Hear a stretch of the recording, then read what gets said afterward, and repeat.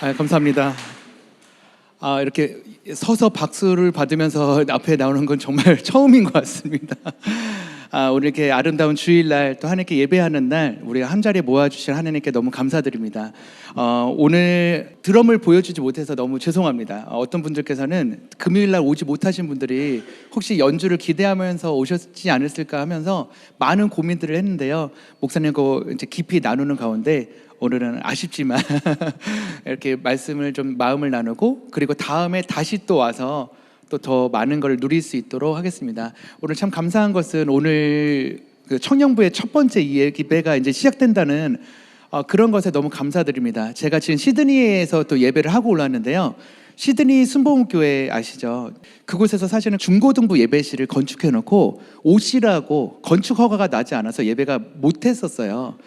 그래가지고 저한테 계속 첫날부터 거기를 뺑뺑 돌면서 지나갈 때마다 리노 선교사님 기도해 주세요. 저기 OC가 허가가 나도록 기도해 주세요 하면서 이제 제가 이제 그렇게 했었습니다. 그러다가 화요일쯤에 중등부 예배실, 그러니까 옮기기 직전에 아주 작은 예배실에서 제가 섬기기를 원하셨고 제가 그곳을 섬기기로 작정을 했습니다.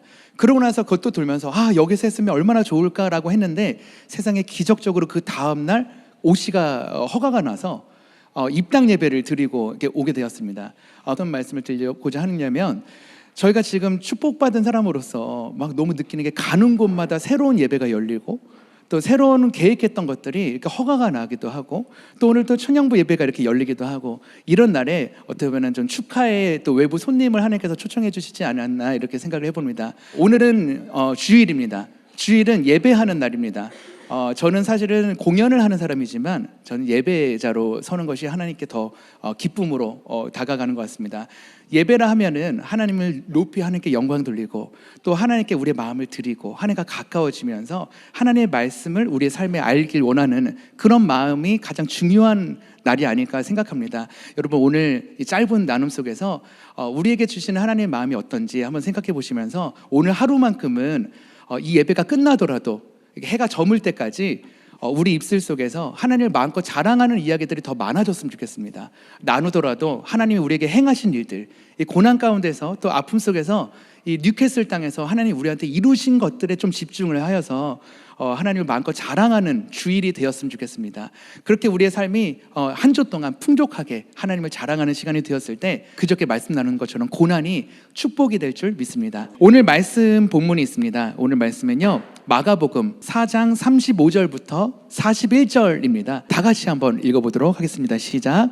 그날 저물 때에 제자들에게 이르시되 우리가 저편으로 건너가자 하시니 그들이 무리를 떠나 예수를 배에 계신 그대로 모시고 가매 다른 배들도 함께 하더니 큰 광풍이 일어나며 물결이 배에 부딪혀 배에 가득하게 되었더라. 예수께서는 고물에 되기를 메고 주시미시더니 제자들이 깨우며 이르되 선생님이여 우리가 죽게 된 것을 돌보지 아니하시나이까 하니 예수께서 깨어 바람을 꾸짖으시며 바다더러 이르시되 잠잠하라 고요하라 하시니 바람이 그치고 아주 잔잔하여지더라. 이에 제자들에게 이르시되 어찌하여 이렇게 무서워하느냐 너희가 어찌 믿음이 없느냐 하시니 그들이 심히 두려워하여 서로 말하되 그가 누구이기에 바람과 바다도 순종하는가 하였더라. 아멘. 이 말씀은 저에게 2025년 동안 거진 한 200번 정도의 집회에서 같은 말씀을 전하게 하신 말씀입니다. 또 저는 매년마다 이렇게 주제되는 말씀이 있습니다. 그 맨 처음에는 예레미야 2장 2절 말씀을 주셨었고 어쩔 땐 로마서 8장 37절부터 38절 9절까지의 말씀을 주시기로 했고 올해는 이 말씀으로 제가 한 해를 깊이 묵상하게 되었습니다. 근데 놀라운 것은 같은 말씀을 가지고 정말 많은 곳의 예배에서 깊이 묵상을 했는데도 계속해서 새로운 우리 인생에서 하나님께서 말씀해 주고자 하는 게 있다는 것입니다. 그래서 저는 생각했습니다. 성경 말씀을 이렇게 훅 하고 지나가고 정말 많은 말씀들이 있지만 우리가 한 말씀만으로도 우리가 인생이 변화될 수가 있구나. 그런 마음으로 오늘 마음을 누렸으면 좋겠습니다. 오늘의 제목은 믿음으로 사는 삶입니다. 다 같이 한번 외쳐볼까요? 시작. 믿음으로 사는 삶. 오늘 여러분께서 저희의 이야기를 들었을 때 이 믿음으로 사는 삶으로 좀 마음이 변화됐으면 좀 좋겠습니다. 제가 금요일날 말씀드렸던 내용 중에 여기 못 들으신 분들이 있어서 제가 한 2분, 3분 정도로 2시간의 간증을 짧게 말씀드리자면 굉장히 어려운 환경에서 우리 교회에서 드럼을 시작했고, 그리고 우리 아버지께서는 알코올 중독자셨고, 또 가정을 돌보지 않는 많이 마음이 아프신 분이셨고, 어머니는 암도 있으셨고, 제가 한때 의료사고로 시력을 잃은 적도 있었습니다.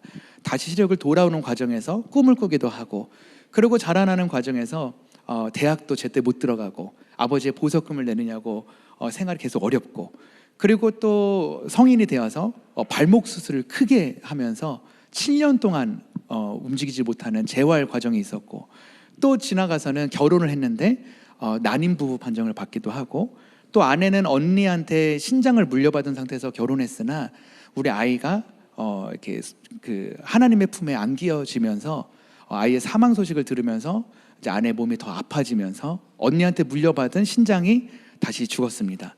그리고 다시 두 번째 투석을 시작했고, 그리고 제 신장을 아내한테 이식시켜 준 지 지금 올해 3월에 제가 퇴원했거든요. 그러니까 지금 아직 1년이 되지 않은 상태에서 지금 오늘 이 자리에 저희를 초청해 주셨습니다. 어떻게 보면 세상 가운데서는요, 늘 고난이 끊이지 않는, 어떻게 보면 하나님과 우리가 더 가까워지면서 하나님께 예배하면서 모든 삶을 드리기로 하였는데, 세상 사람 눈에서는 고난이 변함이 없는 것 같은 인생을 살고 있습니다. 근데요, 저희에게는 더 강력한 힘이 생기기 시작합니다. 그것이 무엇이냐면 고난이 축복으로 됨을 선언했다는 것입니다. 그것이 어떤 뜻이냐면요, 저희가 아이를 잃어봤더니 아이 잃은 자들을 위로할 수 있게 됩니다. 제가 신장 이식 수술을 했더니 사랑의 장기기증 홍보대사가 되었습니다. 신장을 이식한 사람들을 위로할 수 있게 된 겁니다. 어렸을 때부터 아버지한테 맞고 자랐더니 그 맞고 자란 아이들, 가정폭력을 당했던 아이들이 저를 보고 희망을 얻게 됩니다. 기회의 땅에서 자라지 못하고 시골 가운데서 이렇게 꿈을 꿨던 저의 인생을 들으면서 그 시골 아이들이 꿈을 꾸게 되는 거죠. 한마디로 제 인생 가운데 수많은 고난과 이해할 수 없는 많은 일들이 있었으나 하나님께서는 하나도 빼놓지 않고 하나님의 역사한 도구로 사용하기 시작했다는 겁니다. 저는 제 인생에서 버릴 것이 하나도 없게 되었습니다. 한때는 왜 내 인생은 이러지?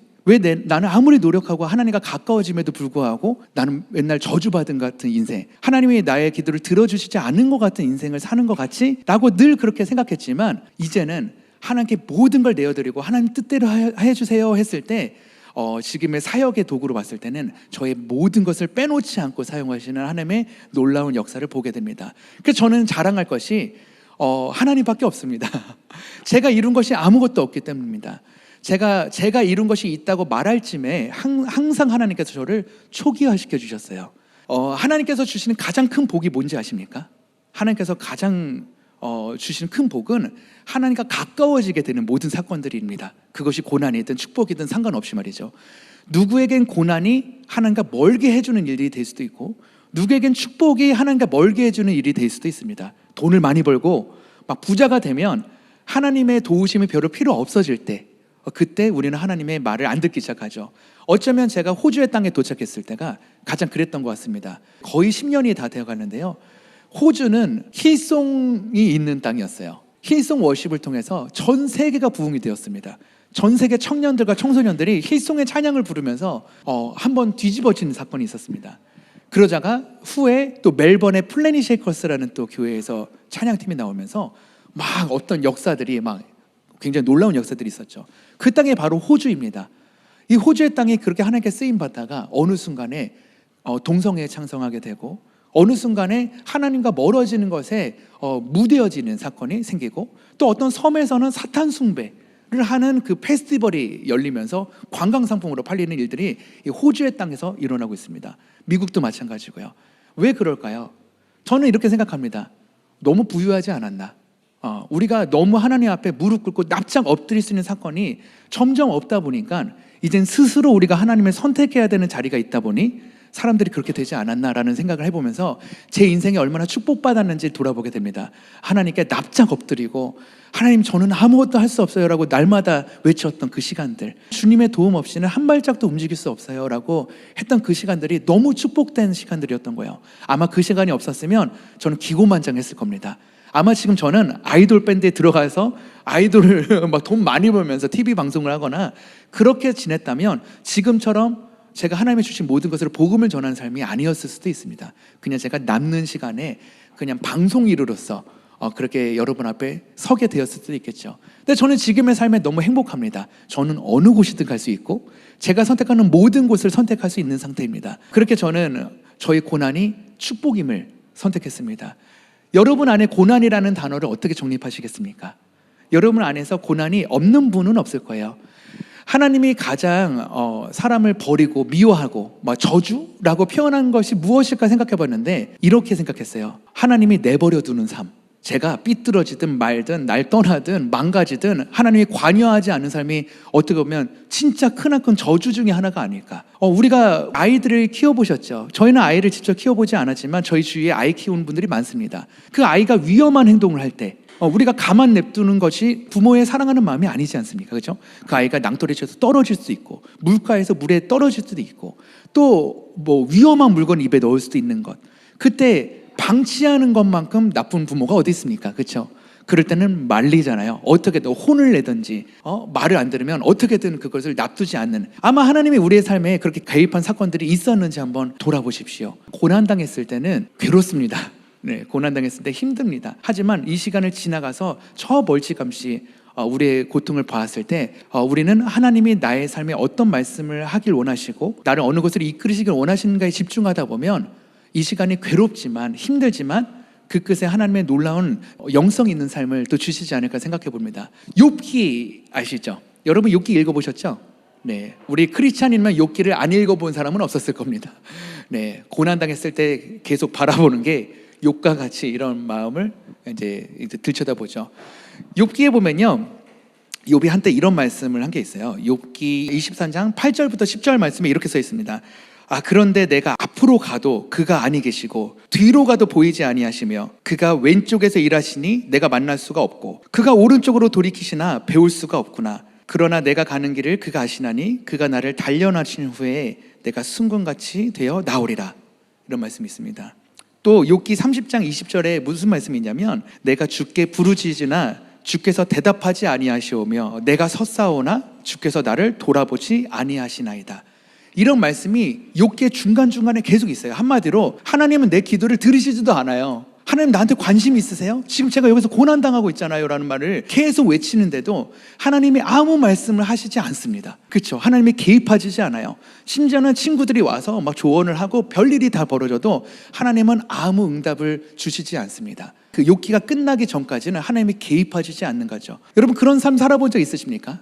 내가 고난 중에 있는데 하나님께 기도하고 부르짖었는데 아무 응답을 하지 않고 하나님께서 나한테 힌트도 주지 않고 사람들은 계속 나한테 와서 본인들이 생각하는 하나님의 음성을 계속 던지지만 나는 정작 하나님의 음성을 듣고 싶고 근데 그것이 끝나지 않은 것만 같은 그런 시간들 혹시 겪어본 적 있으십니까?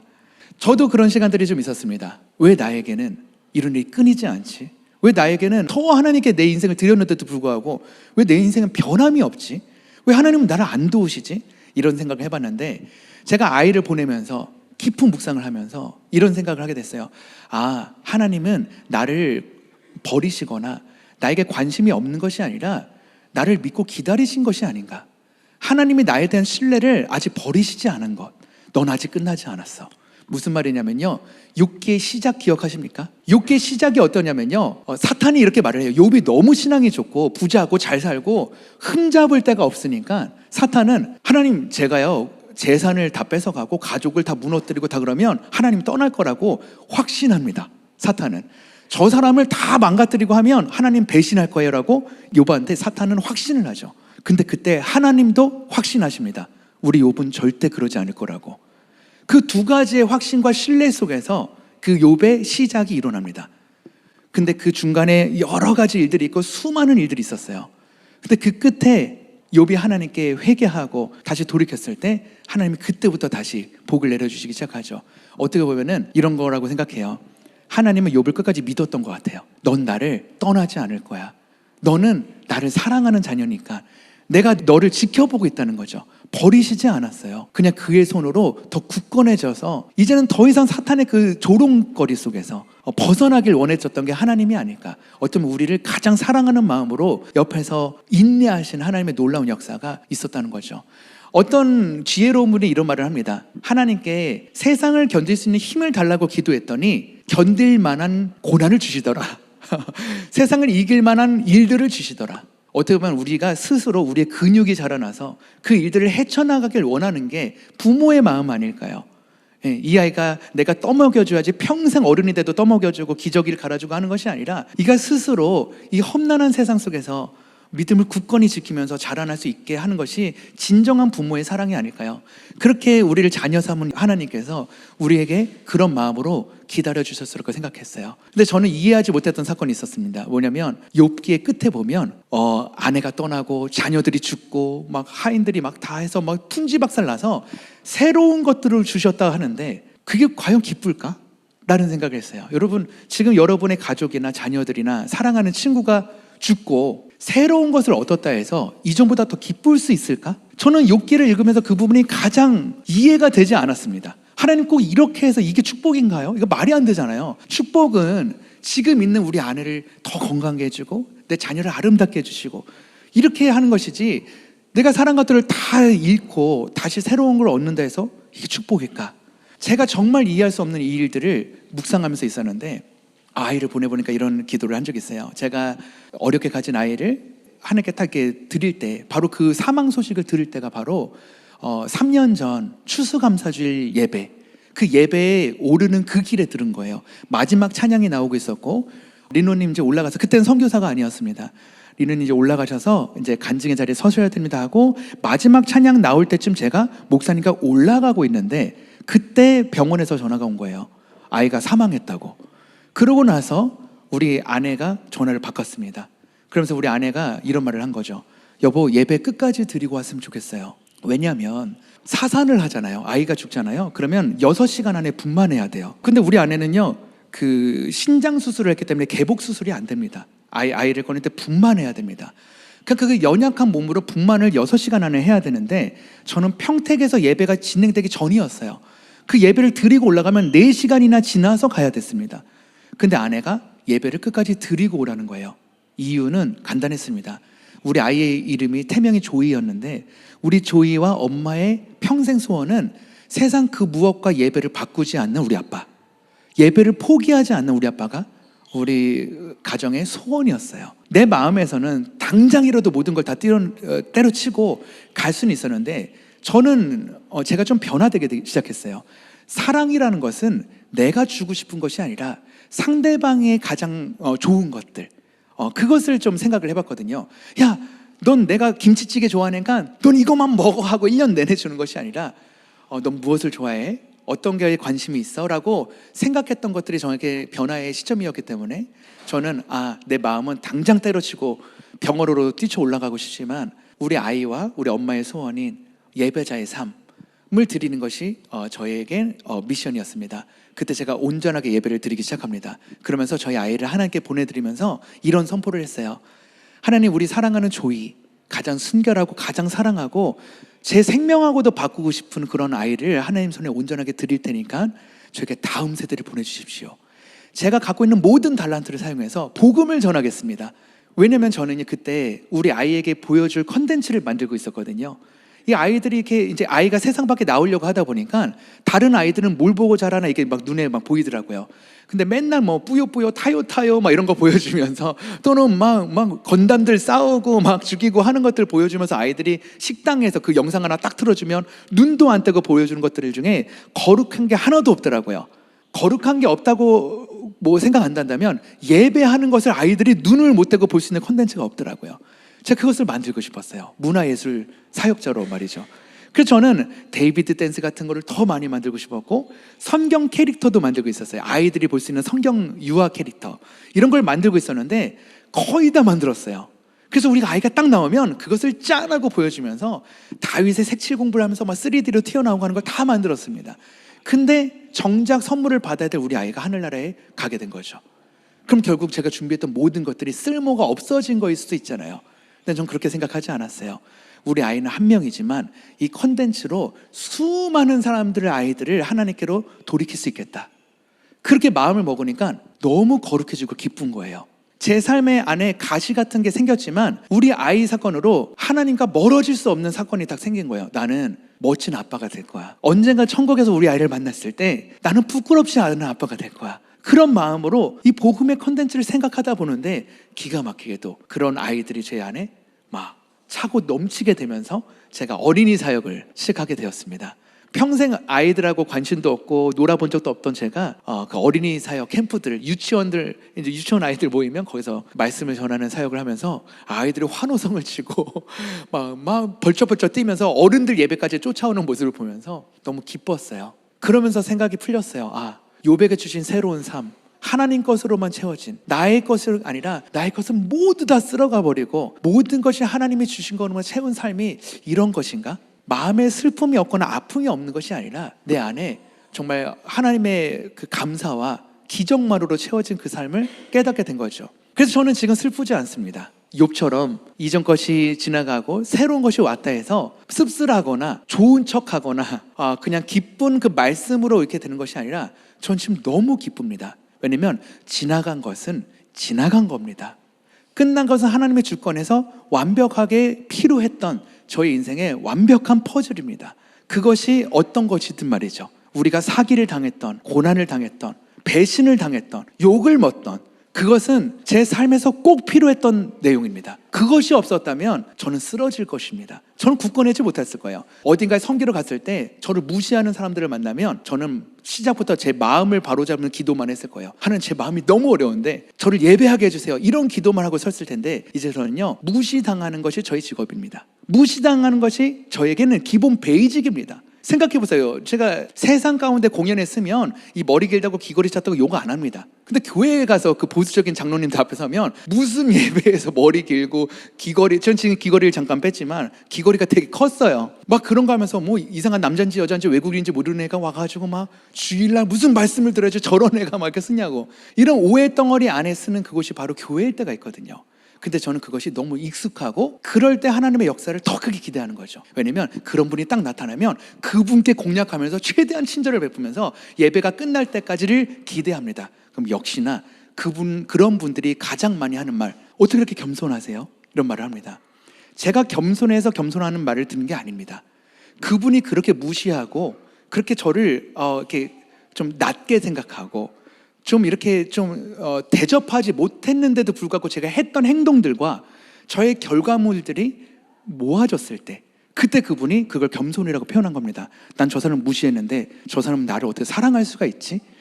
그래서 저는 사랑이 무시보다 더 뛰어난 능력이라고 확신합니다.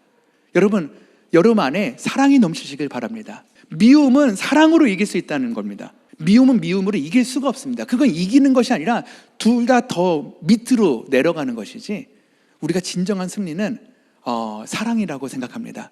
여러분 안에 많은 사랑을 회복하십시오. 그래서 저는 이런 생각을 합니다. 우리에게 사역이란 무엇인가? 우리에게 예배란 무엇인가? 우리에게는 하나님과의 동행하는 삶이란 무엇인가? 이런 생각을 해봤는데, 저는요, 그 사역의 날짜가 딱 정해지잖아요, 그렇죠? 만약에 오늘 주일 예배였어요. 이 사역의 날짜가 있으면 여러분들께 오늘 이런 주일날 말씀을 전해라 라고 만약에 미션이 떨어진다 생각해 보십시오. 그 첫 말씀을 전한다 생각해 보십시오. 얼마나 잠을 못 잘까요? 그리고 내가 혹시나 말 실수할까 봐 주석까지 다 찾아보면서 앞뒤 상황 다 하면서 실수하지 않으려고 노력하는 그런 모습에 집중하지 않겠습니까? 그렇죠? 근데 만약에 그렇게 준비했는데 오늘 주일 예배를 드리지 못하는 상황이 생겼다라고 생각해 본다면 여러분의 예배는 실패하는 것이라고 말할 수 있겠습니까? 예를 들어 여러분이 어떤 프로젝트를 합니다. 이따가 청년 예배를, 우리가 첫 번째 예배를 준비하고 있는데 갑자기 여러 가지 상황으로 이 건물에서 다 나가야 되는 상황이 생긴 겁니다. 이 건물을 사용하지 못하게 되는 겁니다. 우린 갈 곳이 없고 청년 예배를 드리지 못하는 그런 상황이 생겼다고 봅시다. 그럼 우리가 준비했던 모든 것은 실패한 건가요? 이런 생각을 해봐야 우리가 믿음으로 사는 삶이 완성이 되는 겁니다.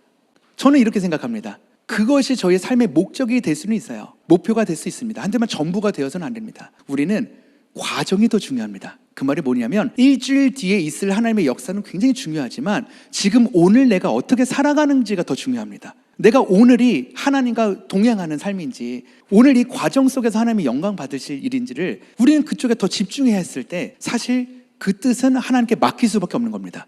그렇게 준비하고 갔더니 갑자기 예배를 못하는 상황, 우리가 그 프로젝트를 하지 못하는 상황이 생겼을 때 온전히 하나님 뜻에 맡길 수 있는 거죠. 왜냐하면 우린 시작부터 그런 마음으로 시작했기 때문이죠. 우리의 시작은 하나님의 뜻대로 하시옵소서 이것이지, 우리의 소망이 하나님의 뜻보다 더 커진다면 우리는 실망할 거예요. 하나님 어떻게 나한테 이럴 수가 있나요? 그래서 우리의 모든 믿음으로 사는 모든 삶들이 여러분의 고난이 고난으로 끝나는 것이 아니라 이 모든 일들은 하나님께서 우리에게 주시는 꼭 필요한 일이었구나. 지금 고난을 당하고 계신 분들께는 참 죄송합니다. 그 어떤 말로도 위로할 수 없을 겁니다. 근데요, 그 과정은 여러분들이 어쩌면 하나님께서 사용하고자 하시는 어떤 특별한 은혜가 있을 줄 믿습니다. 어쩌면 여러분을 통해서 여러분과 같은 사람이 위로받아야 되는데, 여러분 그런 거 생각해 본 적 있으세요? 혹시 고난 받아본 적 있으시죠? 고난 받았을 때 어떠한 말로도 위로를 못 받은 적 많으시죠? 누가 와서 무슨 얘기를 해도 말하고 싶지 않고 그냥 대화 나누고 싶지도 않은 상태들 많지 않습니까? 근데요, 그런 상태라면 나는 그런 사람에게 위로할 수 있는 능력이 생겼다 생각해 보시다. 얼마나 축복된 삶일까요? 저는 그게 잊지 못할 일이라고 생각했는데, 제가 새롭게 하소서라는 방송을 찍고, 그리고 제 그 쇼츠, 그 1분짜리 쇼츠가 딱 올라왔습니다. 아이를 보내고 이렇게 예배하는 어떤 쇼츠들이 올라오고 그런 것들이 쭉 퍼져갔을 때 어떤 사람들이 DM을 보내기 시작해요. 그러면서 저한테 이럽니다. 오늘 아이를 사산했는데 리노 형제의 간증을 보게 됐습니다. 그래서 저희도 포기하지 않고 하나님께 더 가까워지길 원합니다라는 DM을 보낸 겁니다. 아이를 잃은 날 어떻게 예배를 드릴 수가 있나요? 쉽지 않거든요. 하루 종일 울고 있어도 당연한 듯한 그런 상태에서 저희의 간증을 듣고 DM을 보내는 메시지를 보면서 하나님이 일하시면 할 수 있구나. 그러면서 저는 이제 생각하는 거죠. 여러분이 위로의 사람이 되었으면 좋겠어요. 여러분이 하나님께 쓰임 받았으면 좋겠습니다. 근데 쓰임은 어떻게 받는지 아세요? 우리의 능력으로 받는 게 아니에요. 오로지 하나님의 능력으로 하는 겁니다. 우리는요, 어떤 것들만 있으면 되냐면 하나님이 나에게 행하신 일을 가지고 나에게 이렇게 만지셨지, 하나님 나를 이렇게 인내하고 기다리셨지, 내가 그렇게 평생 말을 안 듣고 지금까지도 말을 안 듣고 있는데 내가 한 사람을 어떻게 순식간에 변화시킬 수 있었을까? 그런 마음으로 훈련되다 보면 여러분들도 하나님의 통로가 될 줄 믿습니다. 그렇게 우리는요, 믿음으로 사는 삶을 준비하셨으면 좋겠어요. 근데 그 오늘 말씀 읽었잖아요. 제가 금요일도 말씀드렸지만 그 믿음으로 살는 그 믿음이 무엇인가? 여러분 안에 하나님에 대한 믿음이 어떤 마음인지 한번 돌이켜 보시면 좋을 것 같습니다. 여러분 하나님 믿으시죠? 그렇죠?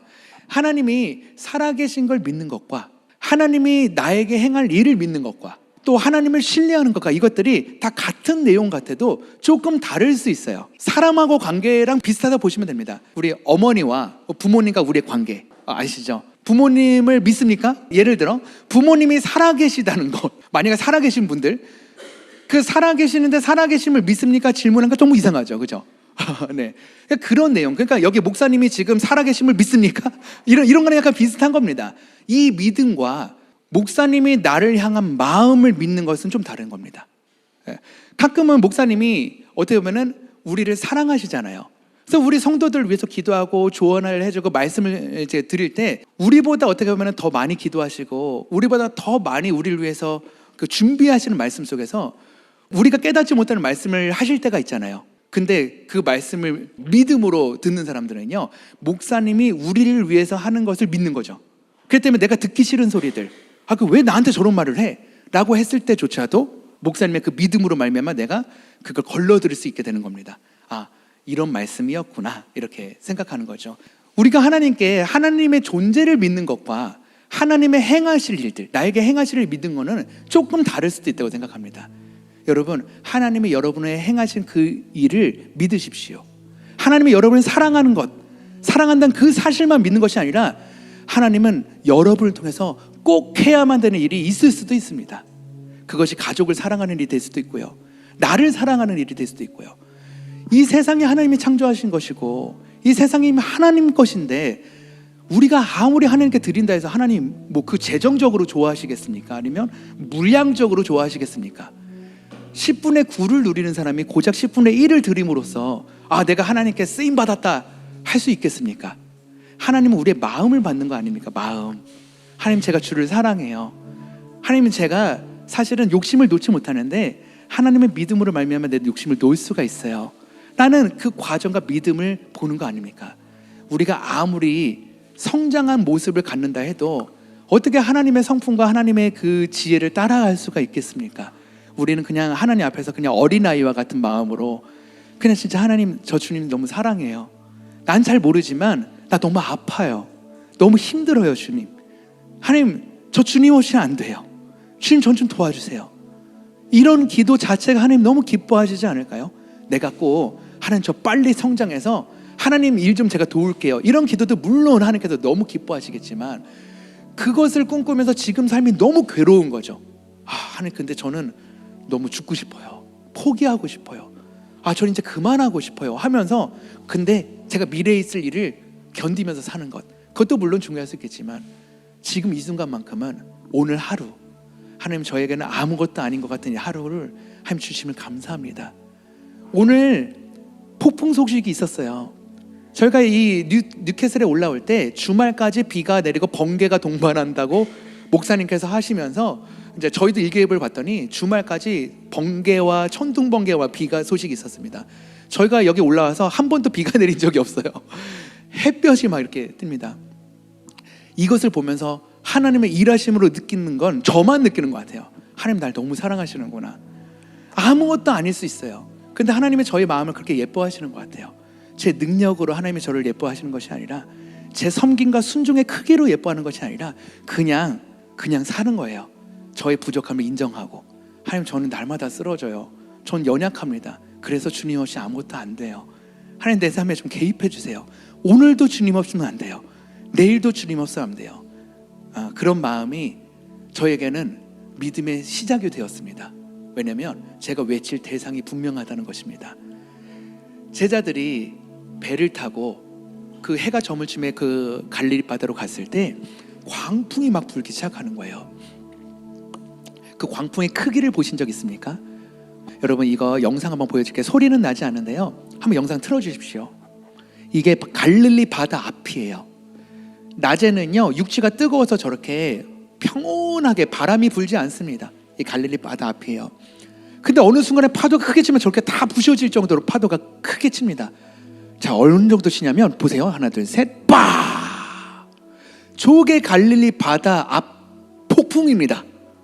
지금 여러분은 폭풍의 일부를 보시고 계신 거예요. 그러니까 육지에서 치는 폭풍의 그 파도의 크기를 보신 거지, 바다 안으로 들어가면요 배가 뒤집어질 정도로 저렇게 칩니다. 육지가 뜨거웠다가 밤에 육지가 급격하게 식으면서 역풍이 불기 시작하면서 갈릴리 바다 앞은 저렇게 되는 거예요. 저걸 누가 제일 잘 알고 있었을까요? 제자들, 뱃사공들, 그 갈릴리 바다 사람들은요 당연히 알고 있었던 문제입니다. 근데요 예수님이 해가 저물 쯤에 가자고 하시잖아요. 근데 제자들이 출발한 거예요. 너무 기적 같지 않습니까? 여러분, 오늘 그런 마음으로 하나님께 우리의 마음을 드렸으면 좋겠어요. 나중에 광풍이 불어서 막 살려달라고 외치고 막 쓰러지고, 그건 뒷이야기인 것 같아요. 일단 1번, 첫 번째 스텝 1, 하나님 가라 하시면 그냥 기쁨이든 슬픔이든 뭐든 없어요. 그냥 가는 겁니다. 왜냐면 하나님이 가자 하시니까. 내가 무서운 곳을 가자 하시는 거예요. 제일 두렵고 무서운 그 저물쯤에 그 폭풍이 치는 그 깜깜한 죽을 것만 같은 곳을 예수님이 가자. 그때 많은 기대들이 있을 거예요. 그 주님이 무슨 계획이 있으시니까 광풍으로 가자 하시는 거지 하고 따라간 겁니다. 출발했어요. 근데 역시나 예상대로 광풍이 불었어요. 근데 예상을 뛰어넘는 광풍이었습니다. 그 광풍 속에 누가 들어갑니까? 근데 막상 예수님이 그 들어갔더니 배가 뒤집힐 정도로 광풍이 부는 거예요. 얼마나 배신감이 들었을 수도 있고 얼마나 실망감이 들을 수도 있겠습니까? 예수님이 가라 해가지고 갔는데 이게 뭐예요? 마치 우리 목사님께서 야 뉴캐슬 가라, 시드니로 가라 했는데 막상 오니까 살 집도 없고 교회 공간도 없고 도와줄 사람도 없고, 아니 하나님이 가라 해서 가셨는데 이게 뭡니까? 사람들은 야 너 하나님 음성 들은 거 맞아라고 물어볼 수도 있고, 그 소리가 들리지 않을 만큼 주님 저한테 가자 하셔서 간 것뿐인데 야 예상대로 예상 이상으로 힘든 그런 일들을 겪으면 얼마나 당황스럽습니까? 그때 우리가 할 수 있는 게 무엇이 있을까요? 딱 하나예요. 예수님께 부르짖는 겁니다. 하나님 좀 살려달라고. 그냥 그 광풍 속에서 예수님이 지금 같은 배에 타고 있지만 기억한 것만 해도 잘한 거라고 생각해요. 우리는 가끔 고난 속에서 하나님을 잃어버리잖아요. 그래서 우리는 떠나잖아요. 자꾸 도망치잖아요. 그래서 왜 요즘 교회 안 나오세요? 그러면 그냥 사정이 있어요. 아니면 뭐 때가 되면 갈게요. 그 일들이 다 무엇입니까? 여러 가지의 이유가 있지 않겠습니까? 근데 우리는 참 축복받은 사람입니다. 각자의 모습의 삶 속에 어떤 두려움이나 고난이 있는지 잘 몰라도 이 시간만큼은 이 같은 배 안에 예수님과 함께 계시는 여러분들을 축복합니다. 그러면서 여러분 기대하셨으면 좋겠어요. 언제 기대하는지 아세요? 그런데 예수께서 꾸짖으시니 광풍이 잠잠하게 된 겁니다. 그 모든 것들, 우리의 초월적인, 우리는 절대 할 수 없는 일은 예수님이 하신다는 것을 우리는 발견한 거죠. 우리는 부르짖을 수밖에 없어요. 우리의 능력으로는 아무것도 될 게 없습니다. 그렇게 우리는 뉴캐슬에 왔습니다. 각자의 다른 모습입니다. 누구는 하나님이 보내주신 마음으로 온 사람도 있고, 누구는 왔는데 교회 다니면서 하나님의 뜻을 구하는 사람이 있고, 누구는 오늘이 첫 예배일 수도 있고, 다 각기 다릅니다. 하지만 우리는 모르나 예수님은 태초부터 알고 계셨다는 거예요. 우리의 모든 것을 계획하고 계셨다는 겁니다. 우리가 여기 모여서 분명히 하나님이 우리를 통해서 하실 일들이 있을 수 있습니다. 우리는 선택할 수 있어요. 아담이 선악과를 따먹고 막 이렇게 선택할 수 있었듯이, 또 오늘 교회 안 가고 그냥 대자로 뻗어서 TV나 보고 할 수 있지만, 여기 이렇게 어떻게든 나와서 예배 자리에 앉아 계시는 그런 선택들 말이죠. 우리는요, 하나님께 의지를 드려야 될 때가 있습니다. 하나님께 우리의 작은 의지를 드리시다. 그 의지의 모든 것에는 방향이 다를 수 있어요. 그 성숙도, 그러니까 신앙의 성숙도에 따라서 우리 신앙의 성숙을 멈추면 안 됩니다. 그냥 예를 들어 이런 거 있죠. 초신자일 때는요, 주일날 주일 성수하는 것만 해도 기적입니다. 예, 뭐 8주 연속으로 주일날 예배를 드려서 그것만 해도 기적이죠. 예를 들어 1년 내내 예배를 한 번도 빠지지 않은 것만 해도 기적입니다. 근데 어떻게 그렇게 평생 삽니까? 그러다가 새벽 예배를 드려보기 시작한 겁니다. 와, 특별 새벽 예배 빠지지 않고 드려본 겁니다. 기적을 맛보는 거죠. 근데 어떻게 그렇게 또 평생 삽니까? 성경을 읽어보기 시작합니다. 갑자기 성경을 완독을 하기 시작합니다. 와, 그런 기적이 있습니다. 근데 어떻게 그게 답니까? 이제 선교에 참여를 하게 되고, 오늘 비디오로 이렇게 보여주셨듯이 봉사에 참여하기도 하고, 하나님 이렇게 참여하기도 하고, 신앙의 성숙을 멈추지 마십시오. 하나님께서 여러분을 마음껏 쓰실 수 있도록 한번 마음을 열어보시길 바랍니다. 그러면 세상 속에서도 승리할 수밖에 없습니다. 우리가 그냥 성도의 입장으로만 살면 세상 속에서도 그렇게 살 수밖에 없어요. 그냥 한 사원의 위치, 그냥 똑같은 사람의 어떤 한 부분의 위치. 근데 제가 가장 안타까운 게 뭐냐면요, 이 다음 세대들의 문제, 다음 세대들의 가장 큰 문제가 뭔지 아세요? 임원되기 싫어해요. 나는 그냥 적당히 월급 받고 적당히 있다가 적당한 라이프로 살고 싶지, 나는 나의 워라벨이 있어, 이렇게 생각하지, 임원이 되면서 밤새면서 그 연봉 받으면서 그렇게 살고 싶어 하지 않는 게 이 다음 세대의 모습이라는 거죠. 너무 안타까워요. 예, 난 그 자리에 하나님의 사람들이 좀 리더십을 가졌으면 좋겠어요. 그래서 저는 이렇게 생각합니다. 전도하기 딱 좋을 때다. 복음 전하기 딱 좋을 때다. 리더 되기 딱 좋을 때입니다. 여러분, 하나님께 쓰임받기 참 좋을 때입니다. 여기에서 지금 섬길 게 얼마나 많아요. 그렇죠? 큰 교회는요, 섬기고 싶어도 그거 레벨 시험 봐야 됩니다. 뭐 주일 성수랑 뭐 헌금 내 내용도 봐야 되고 모두 돼야 되고 규칙이 너무 많아요. 하다 그만둘 거면 받지 마세요. 뭐 새신자 교육 다 받아야 여기 의자 나를 수 있습니다. 큰 교회는. 근데 우리 목사님 그렇게 하시진 않을 것 같아요. 섬길 게 얼마나 많나요? 복음 전하기 딱 좋을 때입니다. 하나님께 쓰임받기 딱 좋을 때입니다. 여러분, 쓰임받기 원하는 의지를 보여주십시오. 또한 믿음이 없는 사람 있잖아요. 그 믿음도 하나님께 달라고 기도해 보세요. 하나님, 저는 믿음이 없어요. 또는 기도 못하는 사람이 있을 거예요. 저에게 청소년들이 DM을 많이 보내요. 기도는 어떻게 해야 되나요? 저는 모태신앙인데 기도를 못한대요. 근데 그렇게 기도하는 그런 궁금증, 하나님 저에게도 기도할 수 있는 좀 지혜를 주십시오 하는 아주 어처구니 없는 그런 워딩 하나까지도 하나님께 구해보셨으면 좋겠습니다. 야, 이 정도를 가지고 내가 기도하는 건 좀 아니지라고 생각하는 걸 좀 내려놓으셨으면 좋겠어요. 그냥 겨자씨만한 믿음으로 산을 옮긴다고 하는 그 믿음을 좀 가졌으면 좋겠어요. 나에게 진짜 아무것도 아닌 저 믿음으로 하나님이 일하실 수 있을까? 하나님 일하실 수 있습니다. 왜냐면요, 우리 기도에는 능력이 없습니다. 그 기도를 들어주시는 하나님께 능력이 있기 때문입니다. 우리는 절대 능력이 없어요. 우리가 우리는 없습니다. 그건 성령님이 하실 일입니다. 근데 누구한테 기적을 베푸시냐면 순종하는 자에게 베푸신다는 거죠. 하나님께 마음을 드리는 자, 여러분 그런 사람이 되셨으면 좋겠어요. 여러분 부흥을 꿈꾸십시오. 여러분, 이 뉴캐슬에서 오늘부로 여러분의 모든 염려과 걱정은 주님께 맡겨드리고 그냥 던져버리십시오. 주님께. 어차피 될 일 아닙니다. 어차피 부도당했죠? 어떻게 할 거예요? 저도 압류 당해봤습니다. 압류 딱 떨어진 순간 어떻게 할까요? 절대 회복할 수가 없어요. 어떻게 해요? 빚 갚고 5년 지나야죠. 그거 어떻게 할 수가 없잖아요. 회복도 한계가 있죠. 그럴 때 그 마음으로 맨날 억울하면서 사는 그런 인생 다 주님께 던져버리고, 하나님, 내가 준비하겠습니다. 나 좀 사용해 주십시오. 나 뭐 할까요? 주님이 쓰시라고 하면 제가 무엇이든 하겠습니다 라고 하면 하나님께서 우리를 통해 일하실 것입니다. 여러분을 통해 뉴캐슬 이 땅을 변화시켜 주실 것입니다. 호주의 힐송이 한때 이 지구상의 전체 부흥을 일으켰나요? 이제는 우리 교회가, 우리 하우처치가 이 뉴캐슬을 뒤집어 놨으면 좋겠어요. 아무것도 없는 땅에 보내신 하나님의 말씀만을 오신 우리 목사님을 통해서 이것을 이곳까지 모아주시지 않았습니까?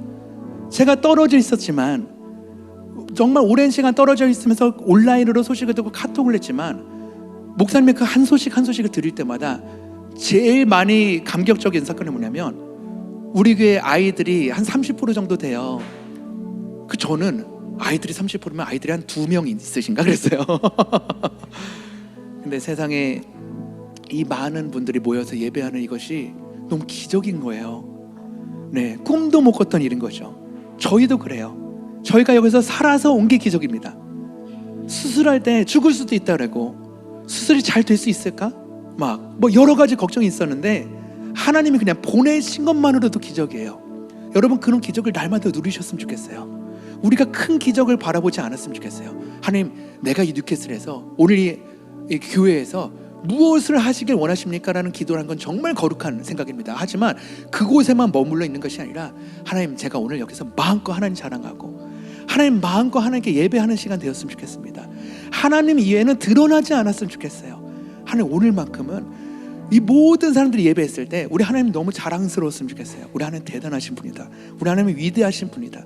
우리 하나님은 정말 거룩하신 분이고, 하나님은 정말 아름다우신 분이고, 하나님은 나를 버리지 않으시고 날 너무 사랑하시며 하나님은 우리를 이곳에 부르셨구나. 그래서 오늘 그 마음, 그 믿음, 어떻게 보면 왜 이제 나한테 그런 일을 살게 하시나요? 왜 나한테 이런 일을 겪게 하시나요? 나 좀 이해시켜 주십시오 하는 이해로 사는 삶 말고요, 하나님, 내가 왜 무엇을 하길 원합니까? 나 좀 알려주세요, 말씀 좀 주세요 하는 이해를 구하는 삶이 아닌 믿음으로 사는 삶. 그런 이해로 사는 것이 아니라 내가 믿음으로 살겠습니다. 이제는 내가 왜 이런 고난을 겪어야 되고, 내가 이 땅에 왜 여기서 살아야 되고, 내가 언제까지 이를 겪어야 되는지, 내가 그것을 구하는 것이 아니라 내가 믿음으로 나가겠습니까? 나는 적어도 하나님이 나와 함께 하신 걸 확신합니다. 여러분, 다른 건 확신하지 않아도 그것만큼 확신하십시오. 우리 하나님은 위대하신 하나님이십니다. 우리 하나님은 놀라우신 하나님이시고 여러분을 절대 포기하지 않으신 하나님입니다. 그렇기 때문에 그 하나님을 믿으십시오. 그래서 저는 이렇게 생각해요. 고난을 겪으면 아프지 않아요? 아파요. 아픕니다. 아프지 않으려고 노력하지 않아도 돼요. 여러분, 어떻게 자녀가 죽었는데 안 아픕니까? 어떻게 아내가 저렇게 수술방에 누워있는데 안 아픕니까? 어떻게 아이가 그렇게 아파서 열이 드는데 어떻게 안 아파요? 그런 거 아니에요. 여러분, 아파요. 아프고 괴롭고 힘들어요. 근데 우리는 절망하지 않을 뿐이에요. 우린 포기하지 않을 겁니다. 왜냐면 하나님이 나와 함께 하시니까. 이것이 끝이 아닌 하나님의 시작이니까요. 하나님이, 리노야, 난 널 너무 사랑해. 넌 날 배신하지 않을 거야. 넌 날 떠나지 않을 거야. 그 믿음, 하나님, 저는 지금 외로운 시간이 있는 것 같지만 끝까지 하나님과 함께 하고 싶어요. 그런 시간들로 이 시간 여러분의 회복이 일어나는 시간 되었으면 좋겠습니다. 우리가 부흥을 하려면요, 어떻게 해야 되는지 아세요? 혼자로는 절대 못해요. 그것은 어떻게 보면 이게 영적 권위자로 세워주신 우리 목사님 정도 돼야지 할 수 있는 거예요. 목사님이 한 사람 마음을 섞으면서 이렇게 모이는 거는 진짜 우리 목사님, 정말 하나님의 기름 부으신 있는 그 목사님의 역할인데, 우리가 다 목사님처럼 살 수 없습니다, 여러분. 근데 우리가 할 수 있는 게 하나가 있어요. 우리가 다 같이 하면 할 수 있어요. 제가 이런 간단한 예를 들어볼까요? 여러분이 이 환경에서 예배하면서 불편함이 있습니까 혹시? 조금 더 이렇게 소리가 좋았으면 좋겠고, 조금 더 화면이 좀 이렇게 좋았으면 좋겠고, 더 이상 우리가 이사 좀 안 다녔으면 좋겠고, 여러 가지 환경들이 있지 않겠습니까? 근데 그때는 두 가지의 생각을 하면 돼요. 하나는 우리가 이렇게 날마다 해체하고 설치하는 이 수고로움이 좀 간편해졌을 때도 우리가 지금처럼 예배할 수 있을까? 지금처럼 늦지 않고 교회에 늦지 않고 올 수 있을까? 이미 세팅이 다 되어 있을 때 지금 오는 시간에 교회에 도착해서 묵상할 수 있을까 하면 그땐 구해도 됩니다. 근데 우리가 그게 갖춰졌을 때 지금 같은 노력들이 사라지게 된다면 우리는 한번 생각해 봐야 됩니다. 저는 그래서 드럼을 치는 게 너무 소중합니다. 드럼은요, 누구보다 일찍 가서 너무 많은 세팅을 해야 돼요. 마이크부터 음향부터 세워야 됩니다. 튜닝도 해야 되고요. 그리고 누구보다 늦게 가야 돼요. 다 퇴장하면 드럼 해체해서 짐 싸고 나가야 됩니다. 저는 이 집회를 많이 할수록 그 일이 수없이 반복되는 거죠. 너무 감사해요. 대충 드리지 않게 하시는 하나님, 저에게 한 번의 예배도 대충 할 수 없게 하시는 거예요. 이 모든 노력들이 하나님 얼마나 기뻐하실까. 이 과정 속에서 너무 피곤한데 남들보다 1시간, 2시간, 3시간 일찍 나와가지고 스피커를 창고에서 꺼내고 여러분들이 알지 못하는 일들을 세우고 의자를 깔고 하는 누군가가 있으면서 그 과정들을 하나님이 얼마나 기뻐하심으로 우리 모두에게 복을 내려주시는 거예요. 공평하게 섬긴 사람은 10%일지 몰라도 나머지 90%가 모세 한 명으로 이스라엘 백성이 구원받았듯이, 그렇게 우리는 그런 마음으로 기도해 볼 필요가 있다는 거죠. 우리에게 더 좋은 공간을 왜 주셔야 됩니까? 라고 했을 때 우리의 마음 먼저 생각해 보면 좋을 것 같아요. 내가 그 가나안 땅에 가더라도 하나님 없이는 살지 않겠습니다. 그런 기도 해본 적 있으세요? 저는 목사님과 이번에 나누면서 내 퍼즐 하나가 다 끼워졌어요. 좋은 회사 다니고 좋은 환경에서 선교사를 받고선 저는 그 세상 가운데서 물러난 게 아니라요, 그 가운데 있으면서 복음을 전하는 일을 하니까 더 힘들어요 사실은. 가끔은 많은 공연 페이를 포기하고 살아야 될 때도 있거든요. 우리도 생업이 필요한데 말이죠. 전임 사역자가 아니라서 저는 헌금도 잘 요청하지 않습니다. 계좌를 뿌리거나 하지 않아요. 그러니까 우리의 삶은 우리가 알아서 해야 되는데, 늘 사역실 가면은 가끔 이거 채워주실까 이런 부분들이 있지 않습니까? 근데 우리는 그걸 생각할 때 아내한테 회사를 그만둘 때 이런 표현을 했어요. 광야 갈 준비돼 있어? 라고 표현했어요. 우리 다시 광야로 가자. 하나님의 땅으로 가자. 하나님은 그 광야에서 그 천년대 인내와 신년대의 사랑을 기억하노니 곧 씨 뿌리지 못한 그 땅, 그 광야에서 나를 따랐음을 기억한다 라고 했던 우리 그 말씀이 있었으니 우리 다시 하나님만으로 살자 해서 광야로 가자 했다는 그 표현을 썼었거든요.